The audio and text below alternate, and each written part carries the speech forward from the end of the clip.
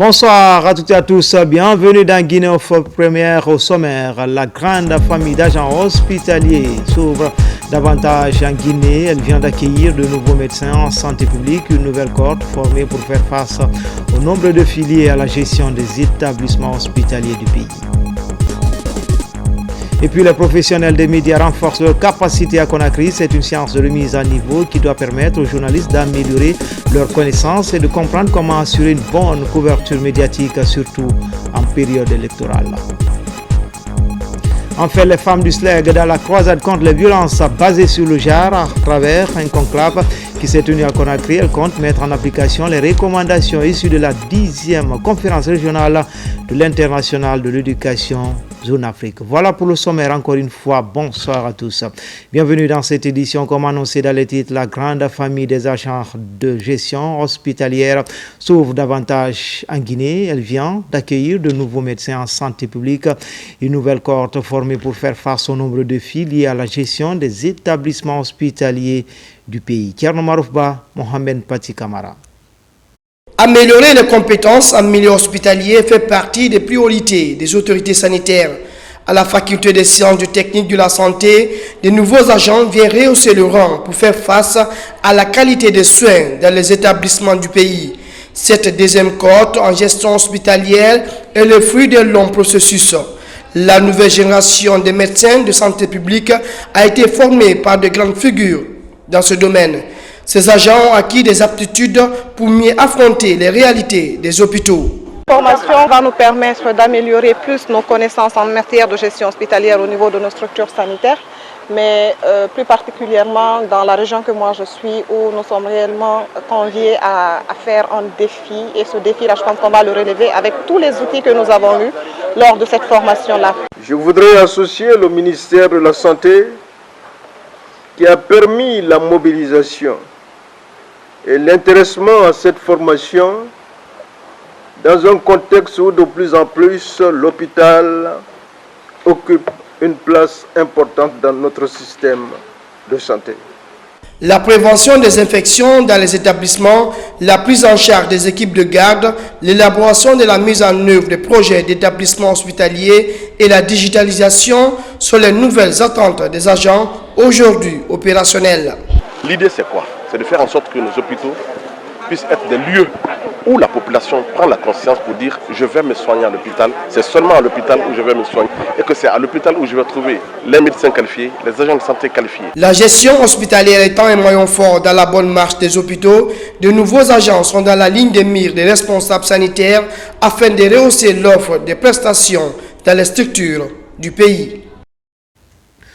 La préfecture de Forêt-Karia bénéficie d'un édifice pour la direction préfectorale des mines. Il s'agit de 3 blocs et de 12 bureaux qui doivent être réalisés par le Fonds de développement minier. La cérémonie de pose de la première pierre mobilise sages de Moria et autorités locales. Sidiki Sissé, Aboubakar Junior Kamara. La préfecture de Forêt-Karia abrite l'une des composantes du plus grand projet minier du monde, le port de Moribaya pour l'exportation du fer de Simandou. Pour gérer ce méga projet, la préfecture doit forcément se doter d'une direction préfectorale des mines. 3 blocs doivent sortir de terre avec 12 bureaux totalement équipés. La pose de la première pierre de cette belle infrastructure mobilise notabilité et cadres de la préfecture. Nous sommes en crise des bureaux. Notre brigade administrative n'a pas fini jusqu'à présent. Nous sommes là aujourd'hui pour construire des bureaux pour la mine. C'est un ouf de soulagement. Ça va nous aider à avoir la même mise sur nos travailleurs. C'est le fonds minier qui finance les travaux pour un délai contractuel de 12 mois. C'est un projet national. Partout où il y a les activités minières, la préfecture de Forêt-Karia regorge le port et le chemin de fer. Pour faire un rendement par rapport à une situation, il faut créer les conditions de travail. À l'occasion du lancement de ces travaux, la notabilité de Moria formulait des prières pour tous les projets de développement enclenchés par les autorités de la transition en Guinée. Le projet regorge un bâtiment digne de nom qui va abriter le bureau du directeur du préfectoral des mines et de la géologie de Forêt-Karia. Une grande salle qui abritera aussi des bureaux pour 12 personnes. et des toilettes pour femmes et hommes, les 3 autres bureaux qui vont être constitués pour des cadres aussi de cette direction préfectorale et un espace qui sera aménagé pour l'accueil. Une fois achevés, ces bâtiments flambant neufs permettront au cadre des mines de Forêt-Caria d'avoir un cadre de travail décent.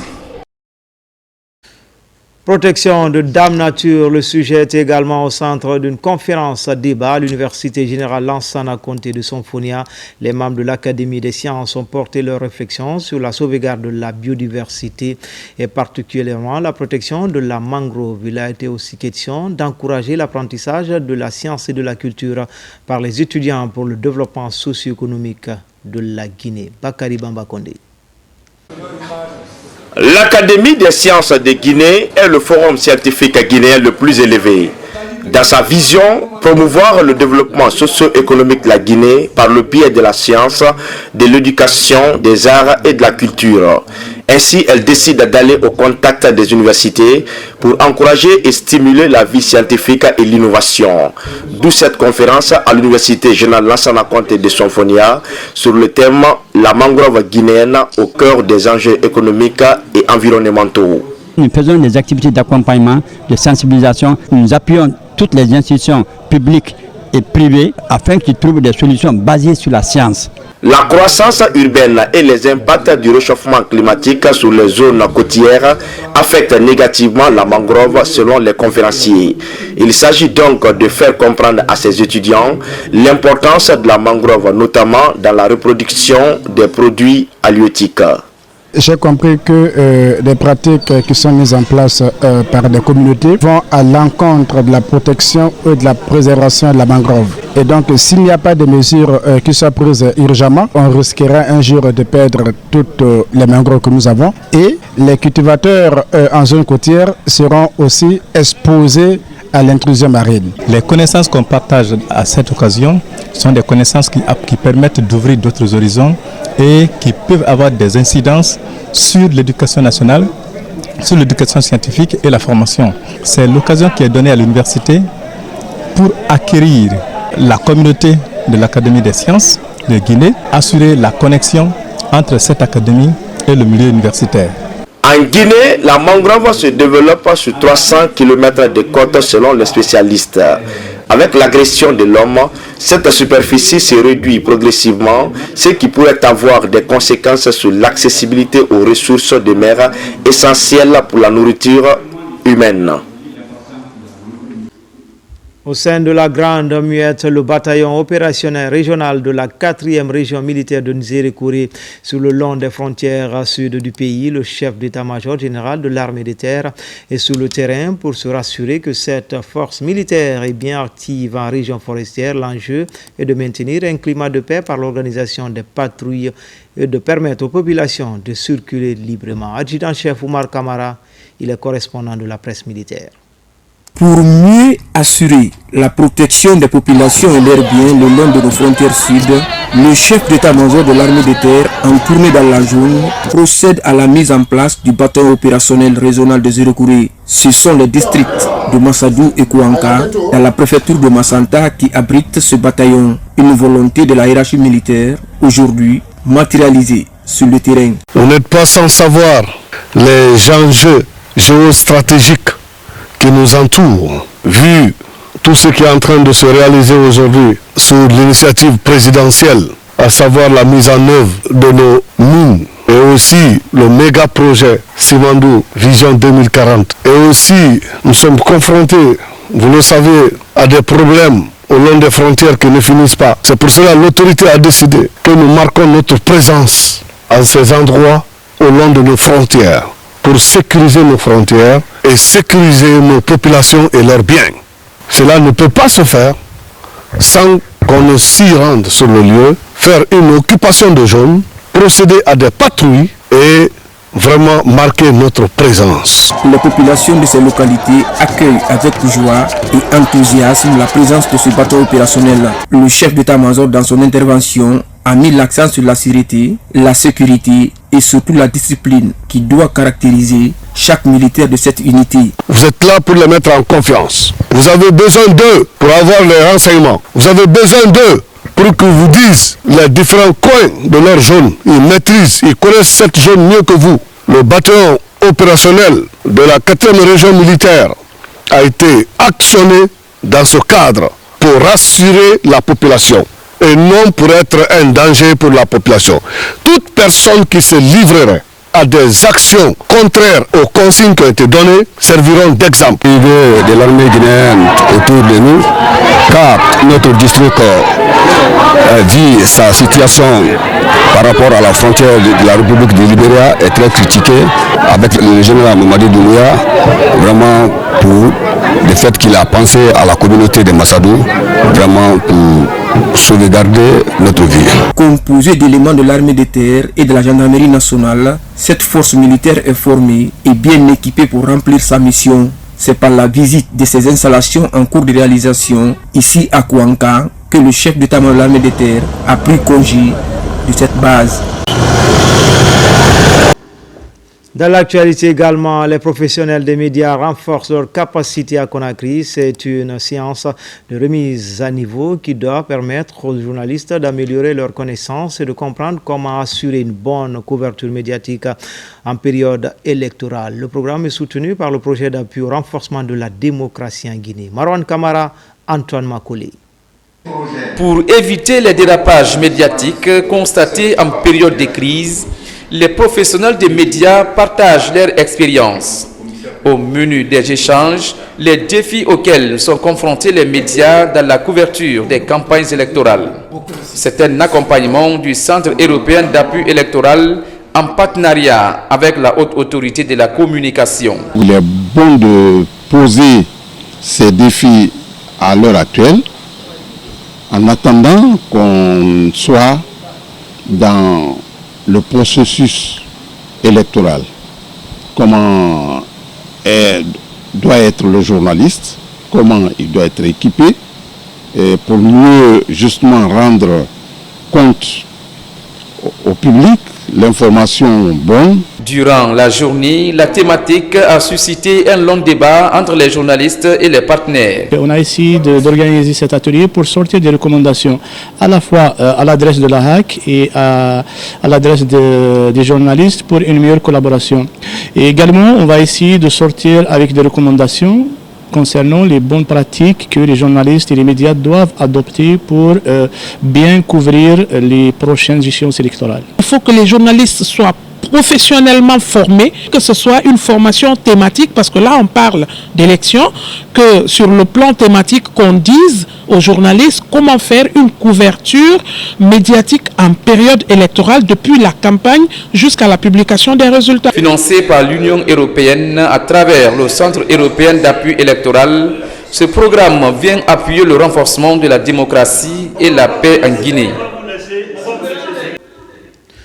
Le gouvernement veut rehausser le niveau de l'école guinéenne, surtout au primaire. Le ministère de l'Enseignement technique a effectué en ce mois même un suivi rapproché dans les écoles normales d'instituteurs. Le constat dans les préfectures de Kindia, Mamou, Pita et Kankan révèle la nécessité d'effectuer des investissements importants pour améliorer le cadre d'études, mais surtout moderniser les pratiques de formation. Tiernos Mandialo. Le ministère de l'Enseignement technique, de la formation professionnelle et de l'emploi veut davantage qualifier la formation dans les écoles normales d'instituteurs. Dans ces écoles sont formés les futurs enseignants du primaire dont le rôle est crucial pour tout le système éducatif. À travers des missions de supervision, les cadres de la Direction nationale de la formation et du perfectionnement du personnel enseignant s'assurent de la qualité de l'enseignement dispensé. Chaque année, dans notre plan d'opération, nous inscrivons la mission de supervision et de coordination afin de veiller au fonctionnement de ces écoles. Ici, à l'ENI de Mamou, toutes les dispositions sont prises pour nous permettre de bien dispenser les cours et pour nous de bien travailler parce que le local est là, les éléments sont là pour nous permettre de bien travailler. À Kindia, Mamou, Pita ou encore à Kankan, les superviseurs échangent avec tous les acteurs et recueillent des données pour améliorer la formation dans les ENI. Nous, notre école a été partiellement rénovée. Le bloc administratif est entièrement rénové. Les salles de classe à 90% sont vraiment rénovées. à notre grande satisfaction. Il y a une synergie d'action, chacun dans son palier joue pleinement son rôle.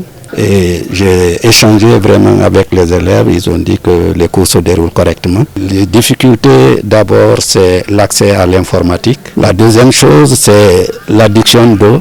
Ensuite il y a eu rénovation partielle et elle n'a pas été totale. L'ENI donc est toujours confronté à ce problème d'infrastructure.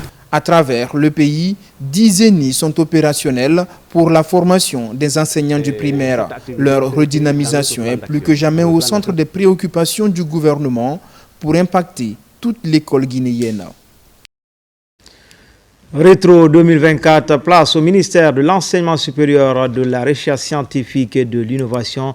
Dans ce département stratégique, Alpha Bakar Bari et son équipe mettent l'accent sur l'amélioration de la gouvernance, l'organisation et le renforcement de la recherche scientifique, des ambitions sous-tendues par des projets et programmes innovants, sans oublier le développement des infrastructures ou encore le retour de la Guinée au sein des instances internationales. Images et commentaires, Mounir Bari. En 2024, le ministère de l'Enseignement supérieur, de la Recherche scientifique et de l'innovation était sur plusieurs fronts. Tout était question de priorités pour ce département stratégique, des priorités liées à l'amélioration continue de la gouvernance au niveau de l'appareil administratif universitaire, notamment les segments de la recherche scientifique et de l'innovation, l'offre de formation, les infrastructures et équipements, sans oublier des efforts immenses pour que la Guinée signe son comeback dans les instances régionales et internationales. Parmi ces instances, le Conseil africain et malgache pour l'enseignement supérieur CAMES, l'OASCAL, l'agence universitaire de la francophonie. Là-dessus, la Guinée abrite pour la toute première fois les travaux du 22e concours d'agrégation du CAMES avec 19 nouveaux maîtres de conférences agrégés. Ces enseignants-chercheurs guinéens et étrangers puissent, dans leur activité de tous les jours, encadrer des enseignants-chercheurs guinéens à passer en thèse. Alpha Bakar Bari s'inscrit dans l'optique de l'exécution de la feuille de route assignée à son département par le Premier ministre chef du gouvernement. Sur le plan de la recherche scientifique et de l'innovation, on enregistre des avancées remarquables. Tout d'abord, la révision des programmes et textes réglementaires, la rénovation des programmes avec en ligne de mire la co-construction, le décloisonnement des diplômes. Nous avons 8 écoles doctorales en Guinée. Les 8 écoles doctorales doivent monter en puissance. Vous savez, le fameux programme des 5000 masters, 1000 PhD, l'essentiel peut être formé dans nos écoles doctorales. L'inscription de nos étudiants se passe désormais sur un seul guichet qui s'appelle Parcoursup. Les premiers partenariats se sont manifestés au niveau de l'Institut supérieur de technologie de Mamou. Je pense à l'unité d'assemblage du premier laptop made in Guinée qui a été fait entre l'IST de Mamou et une entreprise chinoise. On note des résultats probants avec la réalisation de plusieurs infrastructures dans les 17 institutions d'enseignement supérieur et les centres de recherche du pays. La Cité des sciences et de l'innovation, ancien Sérescore, l'école civilo-militaire en cours de rénovation dans l'enceinte de l'université Gamala Ben Nasser de Conakry, la transformation de l'Institut de formation à distance en une université numérique par le biais de la coopération avec l'agence universitaire de la francophonie. Tous ces jalons posés visent à doter le pays des ressources humaines compétitives capables de contribuer au développement du pays. Avec l'autorité nationale d'assurance qualité, le ministère s'inscrit dans une nouvelle dynamique assurance qualité. Enfin, les femmes du SLEG dans la croisade contre les violences basées sur le genre à travers un conclave qui s'est tenu à Conakry. Elles comptent mettre en application toutes les recommandations issues de la 10e conférence régionale de l'International de l'éducation zone Afrique, des recommandations allant dans le sens de la promotion et de l'épanouissement des femmes. Abakar Diaby, Suleiman Kaba. La lutte contre les violences faites aux femmes et aux jeunes filles s'intensifie en Guinée, conformément à la vision du CNRD. Ce combat interpelle aussi les femmes enseignantes du pays. regroupés au sein du SLEG, entendez le syndicat libre des enseignants-chercheurs. À Conakry, ces femmes, leaders du système éducatif, discutent des mécanismes pouvant freiner les VBG et rétablir les victimes dans leurs droits. Les activités réalisées, d'abord, nous avons fait une campagne de sensibilisation sur la convention C190 et au-delà de ça, aujourd'hui nous sommes en train d'aller vers les actions concrètes. Parce qu'il ne suffit pas seulement de faire des déclarations, de faire des discours. Aujourd'hui, il faut passer à l'action. Donc notre rôle régalien en tant qu'enseignante du SLEG, en tant que syndicat du SLEG, c'est d'aller vers, d'abord riposter, comme l'a dit le thème cette année, riposter et se reconstruire au-delà des violences basées sur le genre. C'est un conclave d'échange d'expériences qui s'inscrit dans le cadre de la restitution des activités réalisées dans la lutte contre les violences basées sur le genre. Un combat en adéquation avec les 16 jours d'activisme récemment institués par les défenseurs des droits de la femme dans le monde. Les femmes doivent riposter quand il y a une violence faite aux femmes. Désormais, la dame secrétaire générale, Dame Kadiatou, nous a élucidé dans la salle que personne, aucune femme ne doit se mettre derrière le rideau, que ce soit une violence faite aux femmes, non seulement dans les foyers, mais dans les lieux du travail. Les femmes doivent sortir derrière le rideau pour riposter afin de se remettre en question et de continuer la bonne marche. Avec le thème riposter pour reconstruire après la violence, ces femmes enseignantes du SLEG issues des différentes communes de Conakry sont plus que jamais déterminées pour mettre en exergue la contribution de la gente féminine en faveur du développement socio-économique de la Guinée. Nous savons tous, notre société est hétéroclite. La femme a besoin de défense. Sa place dans la société n'est pas négociable. Et à ces occasions pareilles, il faut rappeler les circonstances d'émancipation de la femme, la protection qui doit suivre la femme et les différentes législations en matière de loi qui s'y adaptent. Avec un ciblage de 40 activistes par commune, ces femmes sont engagées dans la lutte contre les VBG pour répondre aux recommandations issues de la 10e conférence régionale de l'international de l'éducation de la région d'Afrique. C'était tout pour les infos. Grand était le plaisir pour moi de vous servir. Je vous retrouve à 17h pour une nouvelle page d'information. Mais en attendant, restez toujours connectés sur le www.rtgguinée.info. À tout à l'heure, Inch'Allah.